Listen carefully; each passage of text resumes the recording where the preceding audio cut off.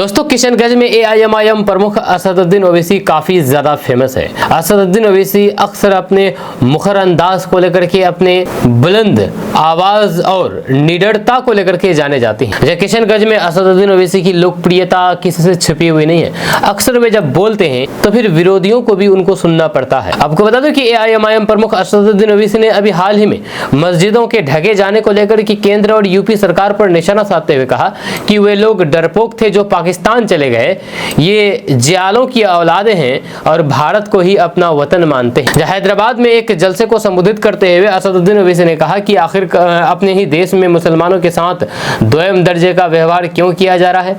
असदुद्दीन ओवैसी ने कहा कि कोई कहता है कि अगर तुम्हें डर है तो फिर तुम नमाज मत पढ़ो या घर में बैठ जाओ। कोई कहता है कि जैसे मस्जिदों को कवर कर दिया है तुम अपने सिर को कवर कर लो, या कोई कहता है कि बंगाल में अगर हम हुकूमत में आ जाएंगे तो फिर मुसलमानों को बंगाल से निकाल देंगे। अरे भाई, वे डरपोक थे जो पाकिस्तान चले गए, ये जियालों की औलाद हैं, भागने वालों से नहीं। हमारे लोग ईमान की दौलत से मालामाल थे जब उन्होंने भारत को अपना वतन माना और मानते रहेंगे। अजीब बातें चल रही है। साथ ही साथ असदुद्दीन ओवैसी ने कहा है कि हमसे आत्मसम्मान छीना जा रहा है, बताया जा रहा है कि तुम दूसरे दर्जे के शहरी हैं।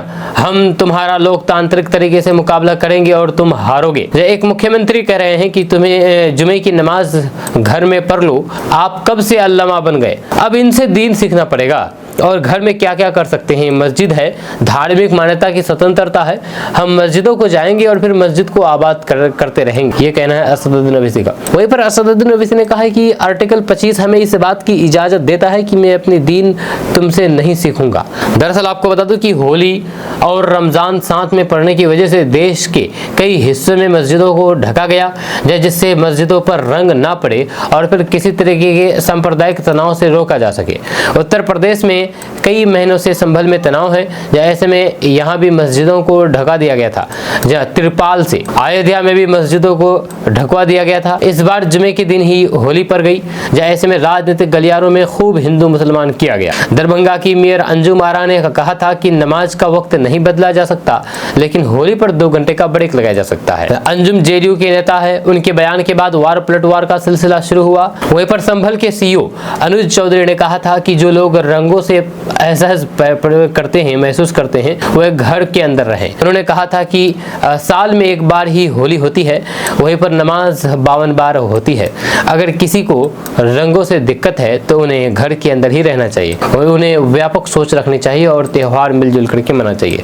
वहीं पर बिहार के बीजेपी विधायक हरिभूषण ठाकुर बचौल ने कहा था कि होली वाले दिन मुसलमानों को घर से बाहर नहीं निकलना चाहिए, या अगर घर से बाहर निकलते हैं और कोई बुरा ना मानो, होली है कहकर के उसको होली का रंग लगा देते हैं तो बुरा नहीं मानना चाहिए और उसको जुमा भी नहीं पढ़ना चाहिए। ये कहना था बीजेपी विधायक का, जिसकी वजह से असदुद्दीन ओवैसी काफी ज्यादा मुखर दिखे।